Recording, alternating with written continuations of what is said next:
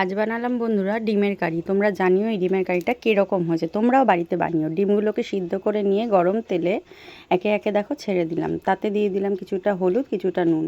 একটু উল্টে পাল্টে ডিমগুলোকে ভেজে একে একে নামিয়ে নিলাম। তারপরে ওই তেলে কুচানো পেঁয়াজগুলোকে দিয়ে দিলাম।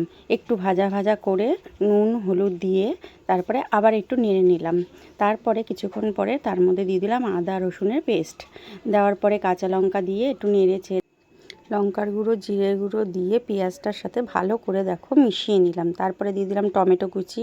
আবার ভালো করে টমেটোগুলোকে একটু মিশিয়ে নিলাম। তারপরে জল দিয়ে মশলাটাকে কষতে দিয়ে দিলাম।